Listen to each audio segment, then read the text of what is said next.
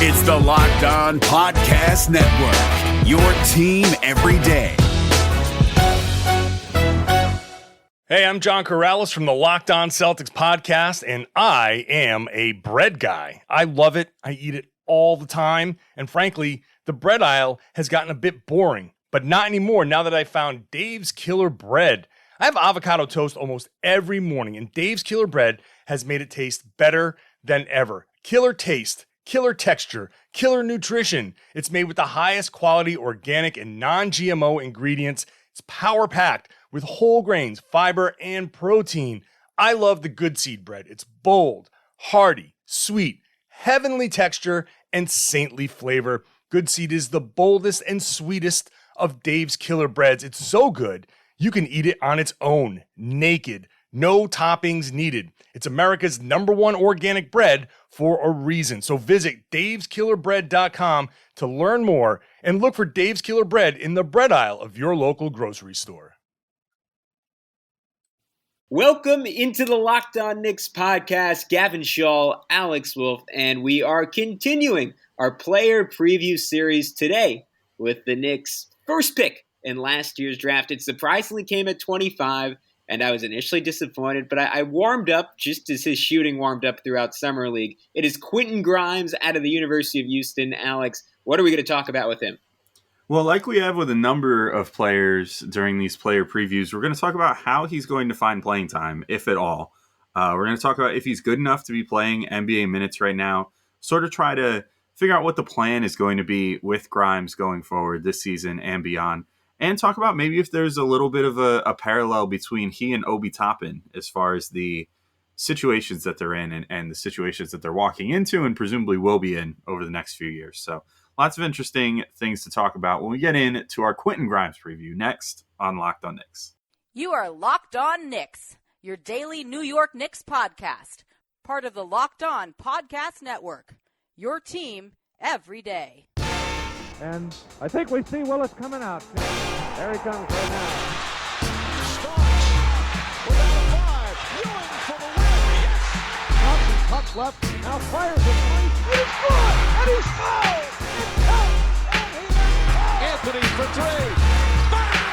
That one goes down. This is all about. Back up off the glass. It's good. Becomes infectious. You are Locked On Knicks, your daily New York Knicks podcast, and I wanted to thank you for making Locked On Knicks your first listen every day. We are free and available on all platforms you might not have heard, soon to include YouTube. I believe you can already go and subscribe to the channel at Locked On Knicks on there, and we will have videos for you, if nothing goes horribly wrong, as soon as next week. So that is really, really exciting. You'll get to see our beautiful faces. You'll get to see Alex doing some amazing drawings, maybe some weird drawings at point. I don't know. It could go a lot of different directions. Anyways, but you want to know who we are. I'm Gavin Shaw, a play-by-play broadcaster for all you Long Island football fans. I have the best team on the island, Garden City, this weekend, so please check that out, Varsity Media, on Saturday afternoon. He is Alex Wolf, editor-in-chief of the greatest Knicks website on the internet and off the internet. It's called The Strickland, and he's now a writer for Clutch Points, and my Twitter feed was letting me know he had a couple of great articles come out the last few days previewing the Knicks season and on the Knicks' first preseason game, so be sure to check that out.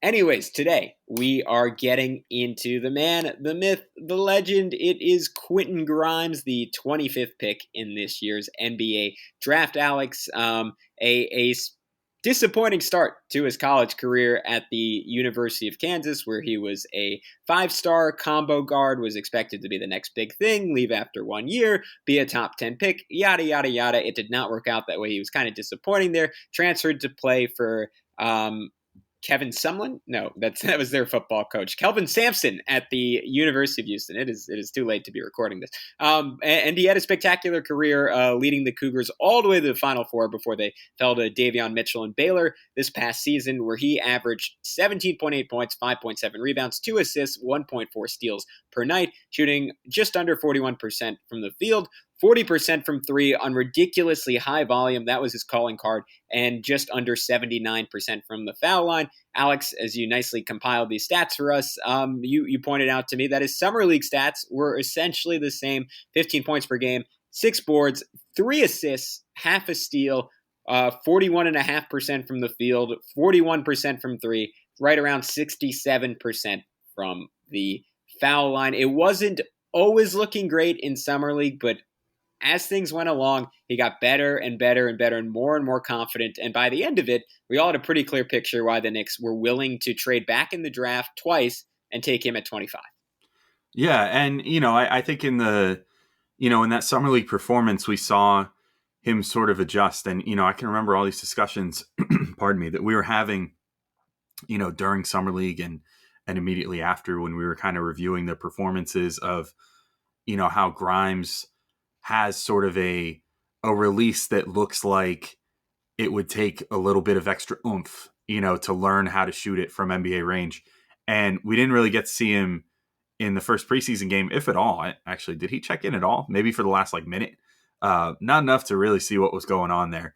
And so it actually kind of works out in terms of this preview because, now we can still talk as if we haven't really seen him play in the NBA yet. But, during Summer League, it took him all of 2 games for him to sort of correct his range and get to the point where he felt comfortable shooting it from the NBA 3-point line versus the college 3-point line. And, in general, I do think that there's a certain level of NBA readiness to him, which we'll talk about in a minute as far as if he's ready to play right now. But there's also, some things that you maybe worry about, does he have enough advanced skills to step on an NBA floor right now? Is the ball handling good enough? Is the, the passing good enough? The defense, I think we could probably say, is definitely good enough. And the shooting, TBD, we'll see if that hot streak from the end of Summer League carries over. And, it shows to be more of what the norm is going to be with him. But Gavin, I'll throw it to you first. You had asked this question and, we even had a little bit of an interesting debate about this with, I think first with the Kevin Knox show and then even with the Obi Toppin show when we were previewing Obi about, the backup 3 minutes. If one of Burks or RJ goes down, who's going to step in? And are the Knicks a little thin at that position? I've been kind of the mind that no, they're not because of Grimes there. But then also I do think at some point they're going to try Obi at the 3 based off how they've been using him overall. But what do you think about that? Do you think that if RJ and or Burks goes down, do you think that Grimes is pretty much ready to step in right now?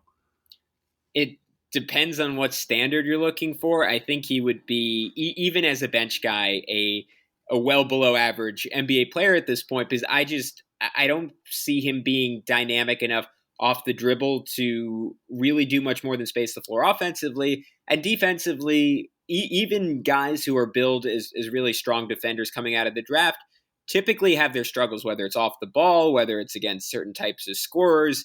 You have to be just one of those rare combination of either genius level IQ guys like a Draymond Green walking to the NBA after a couple of years at Michigan State, or you have to be just an elite next tier athlete. Guys in last year's draft too who fit these descriptors were Isaac Okoro, very, very smart, again, insane strength, length, lateral quickness, or someone like Devin Vassell who just came in as a genius. I don't think Grimes falls into either of those categories. I think he's elements of both. And I think he has a chance to be a well above average defender down the road, but I think he would struggle on that end initially. Do I think he could come out and shoot 36, 37% from 3 on decent volume? Yeah, I think that is very much within range. I think the Knicks would find ways to get him involved going off of screens. And the good news, if you're New York, you're not extremely shallow at that spot, right? If RJ goes down, Burks will presumably start. If Burks goes down, then Grimes will be playing 18 minutes per game. It's not going to make or break the Knicks season if that happens, but I'm fascinated to see, because I don't know about you, Alex. I don't have a ton of faith in him coming out and people talked about him as the potential Reggie Bullock replacement. It took Reggie Bullock a while to become Reggie Bullock. There's a lot of savvy there that a rookie just isn't going to have, and I just don't know if he has elite athletic traits to make up for that. Yeah, I don't know if he does either. I do think that he has elite enough athleticism in terms of his defense to do that immediately at a good level at the NBA. The big thing is mostly the ball handling. And is he, if you put him out there, is he basically going to be an inconsistent version of Reggie Bullock? You know what I mean? That's kind of what I feel like he would be like if you gave him consistent minutes right now this second as a rookie, because I just think that I think the defense is going to be there no matter what. Like, he and Deuce both can play NBA defense today if you put them on the floor. Obviously, we saw with Jericho Sims, he's a different story. He's not ready, and that's why he went to the 58th pick of the draft. But I think Deuce and Grimes are both ready to play NBA level defense if you put them out there. I mean, even in Summer League for 5 days of practice between the two of them or whatever, they had just fantastic communication between them. They were making really great reads on defense, and I think that'll translate immediately to the NBA. But as far as on offense, he won't have that shooting consistency. I mean, part of what made Reggie Bullock was the fact that he shot 40% roughly from three on volume, and was probably, I mean, it's high praise. It's a big crown to wear. But okay, I'll just say one of the most consistent shooters on the Knicks last year. One of those guys that pretty much every time that he shot the ball, you thought, okay, yeah, that's going in. Before he even let it go from his hand, because he just was a great open shot shooter, which is what Grimes would be able to get a lot of, because he probably wouldn't garner a ton of attention despite being a 3-point threat on the scouting report until he started making them more consistently. And I feel like even on wide open triples, Grimes will probably shoot 35% or so this year over the course of a whole season as he gets used to the wear and tear and the grind of an NBA season. So I think it's just like, it'll be a wait and see thing with him. And just see what, like, if he gets some playing time, how does he do with it? How real does the shot look from day one? And I don't think it's going to look particularly great. And so I don't think he's going to get a ton of playing time in the NBA this year. Hopefully they give him some chances to go to the G League and get some reps that way. And I do kind of think that that's more where his destiny lies this year. More so than anything else, is to go to the G League and give that a shot for a bit. But I think we're not gonna sweat what's happening with Quentin Grimes if he does go to the G League, and he shouldn't sweat it either. But if he does sweat it, he should get sweat block. And this is the point where I tell you that I'm a sweaty man, and sweat block has changed my life. That still hasn't changed in all the times that I've done this read. Maybe it could change Quentin Grimes' life too if he's sweating anything in life right now, either literally or metaphorically. But Sweat Block is fantastic. It is doctor created, doctor recommended, easy to use wipe that you just dab on your underarms before bed, and then in the morning wash off and go about your day, or I should say go about your week, because it is rated to work for up to 7 days per use and comes with the dry shirt guarantee. If Sweat Block does not keep you dry, you get your money back. It's also been the bestseller on Amazon for the past 10 years with over 13,000 reviews, and is currently #1 in Amazon's antiperspirant category. So wear what you want to wear and have this be your little secret to confidence. You can get Sweat Block and, not have to worry about all those problems with your pits like myself or many others have, or perhaps you have as well. So if you want to get some for yourself, go to sweatblock.com and use promo code LOCKEDON for 20% off, or head to Amazon or CVS. David Harrison here, the Locked On Washington Football Team podcast, celebrating with you a 21 grain salute to a less boring sandwich thanks to Dave's Killer Bread. I don't know about you guys, but when I eat pizza, I eat it for the toppings, not the crust. And when I eat a sandwich, it's for what's inside the bread, not for the bread. But when I throw a sandwich on 21 whole grains and seeds, thin sliced bread from Dave's Killer Bread, it is the epitome of addition by subtraction. That thin sliced bread lets me focus on what's inside the sandwich, but also adds to the sandwich with killer taste, killer texture, killer nutrition, a subtle sweetness, and a seed-coated crust. Dave's Killer Bread is America's #1 organic bread for a reason. It tastes so stinking good. Dave's Killer Bread is made with the highest quality organic and non-GMO ingredients and is power-packed with whole grains, fiber, and protein. Visit daveskillerbread.com to learn more and look for Dave's Killer Bread in the bread aisle of your local grocery store. All right, and we're back continuing our discussion on Quentin Grimes, the Knicks' first rookie selected in the draft this year. And we just want to thank you guys again for making us your first listen. We're always here for you guys 5 days a week in season during the NBA season, and we appreciate you always listening to us. If you want something cool to listen to as your second listen, be sure to check out our national shows, Locked On NBA or Locked On Fantasy Basketball, which I understand is flying up the charts right now, national charts and otherwise, because everybody loves Josh Lloyd and that Australian fantasy basketball analysis. Apologies to anyone from Australia that I just offended with that accent. Gavin, I'm going to throw it to you because you had this interesting comparison that you brought up while we were taking notes for this episode, and I think it's kind of poignant. So the floor is yours. What is your interesting comparison of situations with Quentin Grimes here? Wow, way to gas me up, Alex. I think this is a good analogy and maybe one that's a little under talked about with Grimes. And honestly, we could have had this conversation about Deuce McBride, but it's sort of the price of trying to be in two worlds at once as an NBA franchise, trying to compete now and develop younger talent. In some ways, that is where every team in the league strives to be, right? That is the dream. We are winning now, we are winning big, and we're ensuring that it's going to be sustainable and that we're going to win in the future. But often those types of situations breed conflict. When is the time to trade the older but still more effective star for the younger but unproven potential talent that could make us even better down the road, but won't make us great right now? I think the Warriors are the ultimate example of an NBA team that is currently going through that with their young core of James Wiseman, Jonathan Kuminga, Moses Moody, trying to integrate themselves with Steph, Clay, and Draymond. The Knicks have a slightly lower stakes version of it, but still crucial with guys like Obi Toppin, with guys like Emmanuel Quickley, with guys like Miles McBride, and no doubt with someone like Quentin Grimes.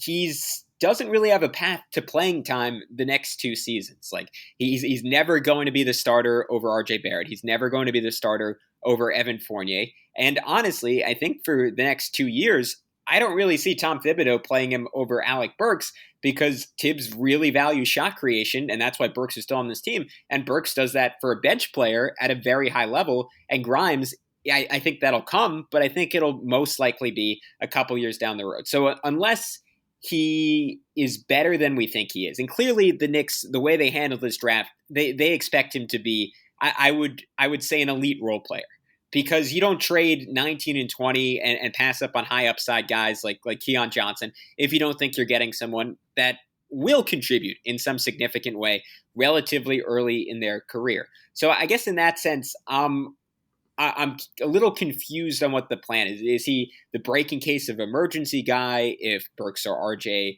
gets hurt? Is he the insurance piece if you are trading RJ Barrett for a Damian Lillard type player? Is he the insurance piece if you're trading Alec Burks for either an extra pick or a role player at a different position? I don't know, but I'm curious to see, just like I am with Obi, just like I am with Deuce and IQ, how that conflict plays out. Because right now, this first round pick doesn't look like he's going to play more than a couple minutes a night for his first 2 years in the league. Yeah, it is an interesting comparison. And first off, I'm just curious because you brought up the Warriors. Do you think that there's like almost any chance that Kuminga and Moody end the season with them? I just feel like they're going to play pretty well. Like the Warriors, as a whole. And I feel like those dudes are going to be shipped out at some point. Someone big is going to go to Golden State is my theory for this year. I think there is a chance, just because all the reporting there, from not that I'm a part of that, but from what I've read, has been that the front office and the ownership really wants to have a sustainability to what they're doing, even more so than they want to pour all their resources into getting Steph and Clay and Draymond one final championship. But again, if we get to a point where that Ben Simmons trade is on the table, I know Joe Lacob had his comments about Ben Simmons, but if that becomes a realistic possibility for them, then I don't see how you can't put some of those guys out there, because even if Simmons has a lot of overlap with Draymond Green, that's like too much talent in your four best players to completely put off the table having those guys together and trying to go win a chip. Yeah, I think they've got a really good package for that too. But anyway, to get back to the to the matter at hand here. Actually, I think they could probably outbid anybody if they just included one of Moody or Kuminga, which is kind of crazy because I think that Simmons' trade value is so low at this point. Like the Knicks could probably go after Simmons if they wanted to. Not that I think they will. I actually wrote about that last week, just like as a what if sort of scenario in the spirit of the Marvel show that just finished up today. Amir Simmons for Ben Simmons. Who says no? Yeah. Did you say Deuce for Ben Simmons? I said Amir Sims. Oh, Amir Sims. I thought he's a deuce for. We were talking at the same time. Yeah, yeah. You were going to pause and be like, well, I don't know if I would do that, Gavin. I was going to say that if it was deuce, I'm not 100% certain. At any rate, to talk about your Obi comparison here, I think it makes a lot of sense what you're saying. I mean, it is kind of it's a tough spot that the Knicks have themselves in with Grimes, with Deuce, I think too. Also with Obi, even with Quickly, like really. That's other than RJ, who is still almost the youngest player on the team and obviously has a role for himself and is going to be a starter that's going to play 30-something minutes a game. The rest of the young core, it's pretty rough. I mean, even Mitchell Robinson's future is sort of in doubt, where it's, for one thing, like, are they going to extend him? Are they going to let him hit free agency next year? Is he going to want to stay with the team? Whatever. But even beyond it, with him too, there's the question of, is Nerlens Noel going to get the start because he earned Tibbs' trust last year and this, that, the other. And it's like, I don't know. But in Mitch's case, at least, I think there's a much stronger case just from a pure talent perspective that he should just be the starter. In terms of Quickly, Grimes, Obi, and Deuce, it's like there are legitimately much better players in front of them. And so it's really hard to justify giving them the minutes that they need to develop. And I guess, it kind of comes back to something I said a minute ago, which is I just hope that the Knicks aren't afraid to utilize the G League this year. And, I think Obi is advanced beyond that point, and so is Quickly. Those guys as second-year players that already established themselves as rookies pretty well and have thus far looked really good, in Summer League and preseason this year. I think that you got to trust them to play in the NBA. And even if it's only, 15 minutes a game or so, I think both those guys should be able to find that amount of playing time based off, even when we did our minutes projections and stuff, we still were able to find like 15 minutes for Quickly and, 14, 15 minutes for Toppin, if they try to keep Randall's minutes down a little bit. But hopefully, the Knicks just aren't afraid to utilize the G League this year as far as it comes to McBride and Grimes.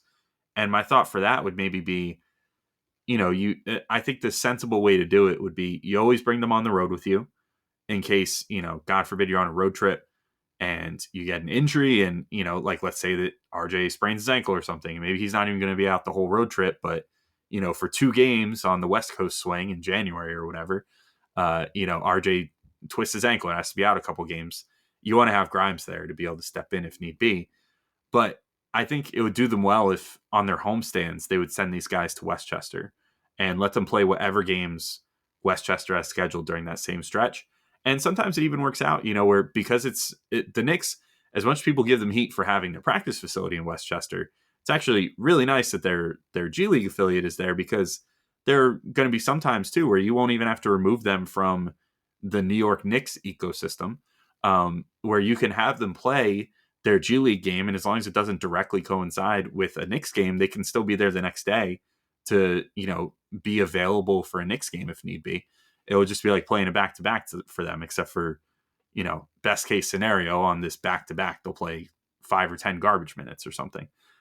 So I think that's going to be the best path to getting these guys the reps that they need, and, using the G League actually as the developmental system that it's meant to be, and not treating it like this thing that like stigmas have often treated it as, which is like an unpleasant demotion of a thing that people should be ashamed of or something.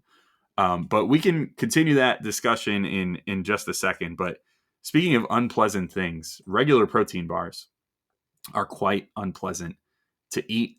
I find them to generally be chalky and gross and dry, and like there's not enough chocolate on them, and they just all in all don't taste good. And that's where Built Bars come in. They're my favorite protein bars by a long stretch. They look and taste just like a candy bar. They're coated in chocolate with a nice chewy center on the inside. And some of my favorite flavors, which you've probably heard me spout off about before, are coconut and cookies and cream, because they remind me so much of my favorite candy bars, like a Mounds bar or a cookies and cream Hershey's bar. I mean, I get those same sort of feelings of euphoria when eating a Built Bar, but without all the guilt. That's because Built Bars have 17 to 18 grams of protein, only 130 to 180 calories, only 4 to 5 grams of sugar and only 4 to 5 grams of net carbs. They're so tasty, and yet they taste like they're, or they taste amazing like a candy bar, but they don't carry all of that guilty fat and sugar that a candy bar carries. There we go. I got through my point. So if you want to get some Built Bars for yourself, go to Built.com and use promo code LOCKED15 and you'll get 15% off your order. Again, use promo code LOCKED15 for 15% off at Built.com. And we're back and better than ever. All eyes are on the gridiron as teams are back on for another football season. As always, BetOnline is your number one spot for all the pro and college football action this season. With a new updated site and interface, even more odds, props, and contests, BetOnline continues to be the number one source for everything football. Head to the website or use your mobile device to sign up today to receive your 50% welcome bonus on your first deposit. Don't forget to use our promo code LOCKEDON to receive your bonus. From football, basketball, boxing, right to your favorite Vegas casino games. Don't wait to take advantage of all the amazing offers available for the 2021 season. BetOnline is the fastest and easiest way to bet on all your favorite sports. BetOnline, where the game starts. And with that, we are back on Locked On Knicks. And thank you one final time for making us your first listen today. All right, Alex, let's wrap up this conversation on Quentin Grimes, talking about his actual skill set, and then maybe wrapping up on a little bit of like what he has to do to prove that this was the right decision by the Knicks to pass up on some higher upside options. But first, his skill set. I want to throw this one at you. I know I kind of hinted what I thought earlier in the show, but what do you think ultimately translates to an NBA level faster, his shooting or his defense, or maybe some other parts of his game? Because he showed in Summer League to be, at least by my expectations, a better passer than I thought. Yeah, I mean, I think I made it pretty clear earlier in the show, but I think his defense is going to translate the best. I mean, I just think he's extremely fundamentally sound on that end. It was clear from Summer League, based off how advanced the Knicks were playing defense in such a short amount of time, and how well he communicated with his teammates, particularly Deuce McBride on that end, that I think he's tailor-made to come into the NBA and defend right away. And if the Knicks need to use him at some point this year, they've dealt with having a minus on the floor on the offensive end before, which I feel bad for invoking the name again, but they've dealt with Elfrid Payton being on the floor, that couldn't shoot the ball and was not a threat from pretty much anywhere on offense. So even in the worst case scenario where Grimes can't really shoot well, he's only, let's say that he comes out this year and he only shoots 32% or something, on the low end, which would not even be the end of the world. I think that's roughly what RJ shot as a rookie. So we all saw how that worked out, going into his second year. RJ might have even shot slightly better than that. But either way, it's pretty normal for a rookie to not find the range right away from three. So, maybe he comes out and he's not exactly a minus, but he's not a positive on offense. I think that Tibbs and the whole Knicks team, his teammates and everybody involved, gun to their head, would probably tell you that they already believe that Grimes can go out there and play defense and do it at an NBA level, keep up with the reads and keep up with his matchup, no matter who he's matched up with, probably, 2 to 3 for sure. And credibly could probably guard ones and can maybe in spots guard fours, depending on how big the guy is. Cause Grimes is built pretty big as well. He's not quite as big as like an RJ, but he's built pretty good for a 2-3 combo. So, I think that that's going to translate the best. I think that it was obvious through Summer League that even when his shot wasn't falling in Summer League, he was still playing stellar defense. And he's not of the Kevin Knox mentality of player where, and that's not to crap on Kevin Knox, but it is the truth about his game, where if the shot's not falling, everything else suffers. He's not of that ilk. He can put that aside and not let missing shots affect him. And affect how he approaches the game and what he does on the defensive end. So that's the one thing that I think is going to translate the easiest right from day one. The second he gets his first real NBA minutes, he'll be playing good defense out there. But what do you think?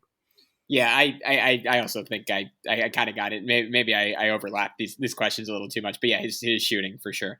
But anyways, to go to our final question, we were. Oh wait, you think he's shooting?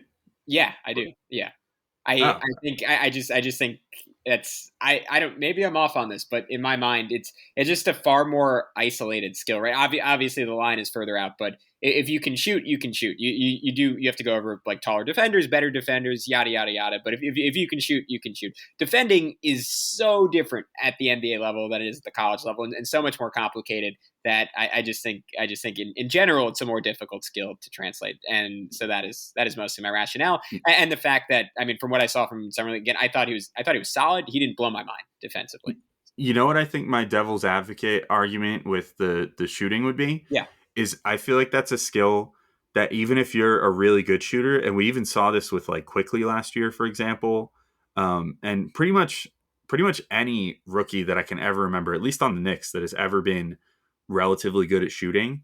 The big thing to me is that the rookie wall hits shooting the hardest, and I think it's usually around that.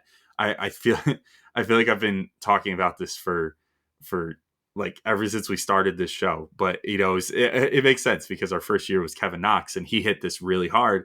When first year players hit that 30 to 35 game mark, I think there's always a huge dip their rookie year, at least in all the rookies that I've watched in recent years. There's almost always, as long as those guys have played those whole first like 35 games or whatever, there's almost always a dip where they hit a huge slump because their bodies just don't quite know how to react to playing that much basketball all the time. Because in college, the games are more spaced out.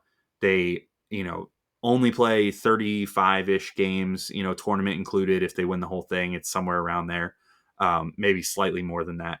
But, you know, all the games are always spaced out more. They get more recovery time, and they're playing less games overall. Whereas in the NBA, you know, they hit that 30-game mark, and like your young spryness carries you to a certain point to be able to be like, okay, you know, I can keep up with this new schedule where I'm sometimes playing back-to-backs and playing, you know, 3 games in 4 days and whatever. But then all of a sudden it like really hits you right around that 30-game mark where they just lose that steam. And then you have to kind of wait for that rookie second win to come around, usually in the last like 20 or so games of the season, I feel like. So it's not a universal rule, but I feel like he'll run into that regardless of how good he is shooting this year. If he gets any measure of playing time, I guess would be the caveat there. But then if he doesn't get enough playing time, then I worry that he's not going to be in rhythm enough. So I do kind of feel like at the NBA level, his shooting percentages might be a little iffy this year. Yeah, that's fair. I guess I was, and maybe this is cheating, was talking about that beautiful sweet spot in the middle where he maybe plays like 20 minutes a game for 15 to 20 games this year when guys are hurt, and maybe that allows him to get in rhythm but not be overwhelmed. But it's a fair argument, and I guess we'll see how it goes. But anyways, final question on Quentin Grimes to wrap this one up.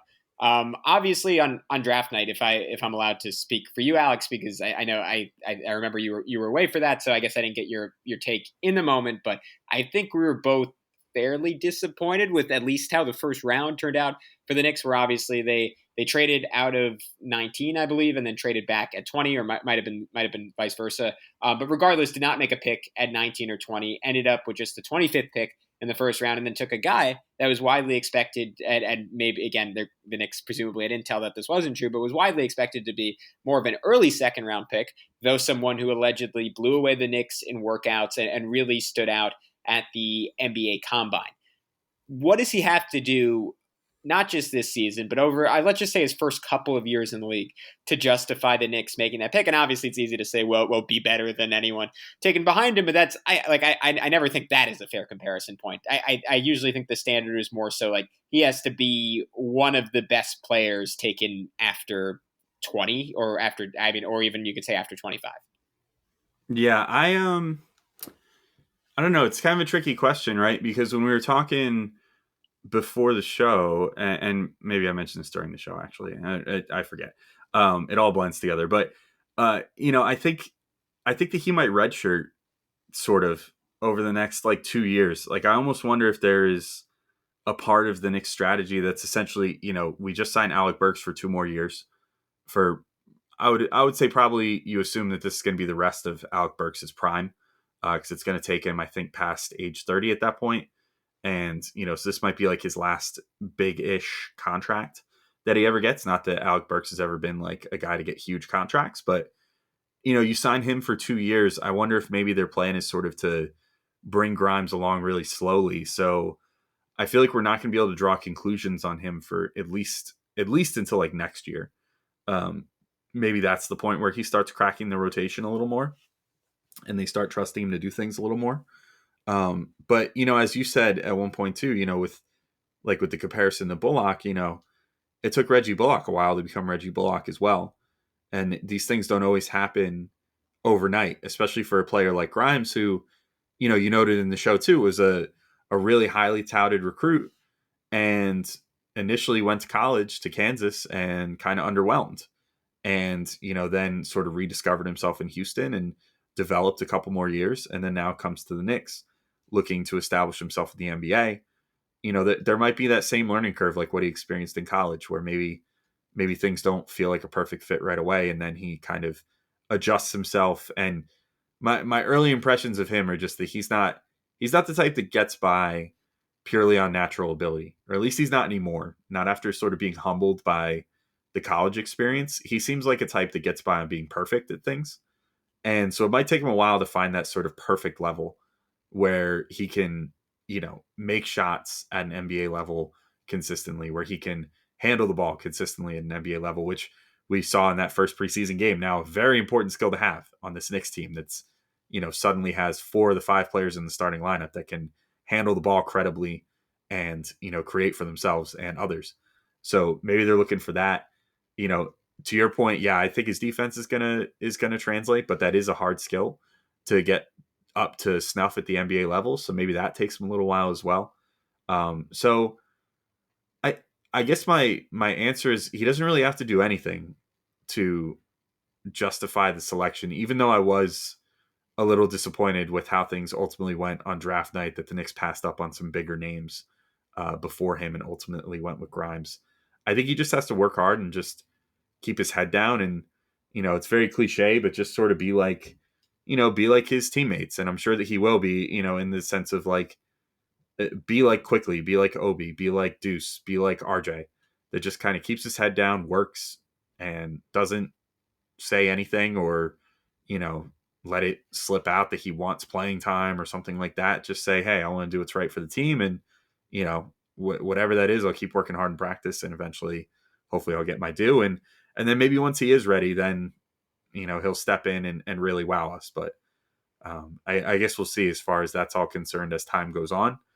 But that's sort of my answer. I know it's sort of a cop out, but there's not really anything that he can do short of coming out and looking way, way better than we ever thought possible to, like, I guess, fully win me over. But it's not exactly like he's in my doghouse or anything, just by virtue of being selected by the Knicks. Like, Summer League showed me enough to be like, I see why they drafted him. Now we just need to see how it all comes together. So pretty much all he needs to do to me is just work hard. Yeah, I think I'm in agreement with you, because the way I framed it in when I initially asked the question was in the highest pressure way. The other way to frame it is he was the 25th pick in the draft. And typically guys who are the 25th pick in the draft wash out of the NBA. So if he doesn't wash out of the NBA, in some ways he is a success. I think my point stands that clearly the Knicks thought of him as something more than that. And if they do not, then they should not have opted out of both the 19th and the 20th picks in last year's draft. But the truth probably lies somewhere in the middle. To me, to like justify the version of me that thinks that the Knicks think he's a potential elite role player, he would almost have to get good enough by next season that the Knicks would be compelled to trade Alec Burks. The more reasonable side of me is like, I guess is just in agreement with you that it's fine if he sits the first 2 years. It's fine if he is more of a break in case of emergency guy, as long as he looks good when he gets in, contributes in the ways that he is supposed to, which is basically being Reggie Bullock light, and then eventually ascending to full Reggie Bullock status, and maybe even a little more with some plus passing ability. The 3 assists in Summer League, I don't think should be totally underrated. That was a pleasant surprise on my end. So if he can eventually be that, then good pick on the Knicks, and I'm excited to see him play. But with that, Alex, do you have anything else? If not, I think we can wrap this one up. Yeah, I think it's time to wrap up this edition of Locked On Knicks. So we're getting close to the end of the player previews here. If you guys have been keeping score, we're down to our last few. We won't say who they are because, maybe it'll be a pleasant surprise. But we have a few guests lined up to come on and talk about some of the bigger players left to talk about on the Knicks here. So keep your ears out for that. Of course, we'll have game recaps coming up as well and all that good stuff. So keep your ears open and also your eyes for when we eventually make our debut on YouTube, which will be coming in the next week or so. Hopefully a little before the start of the regular season. So we will see you all there. Until next time, though, peace out and talk to you all soon. What is going on, sports fans? This is John Chick with Locked On New York Rangers, and now that you've completed that awesome episode of Locked On, I just wanted to remind you to check out the Locked On New York Rangers podcast. We are currently gearing up for what should be a very exciting season of New York Ranger hockey, talking about all things Blue Shirts 5 days a week, including the controversial trade of Pavel Buchnevich, the retirement of Ranger legend Henrik Lundqvist, what to expect from every player for this upcoming season, the Rangers' moves in free agency, the never-ending Jack Eichel to the Rangers trade rumors, predictions for the upcoming season, and a whole lot more. So once again, come check out the Locked On New York Ranger podcast wherever you get your podcasts.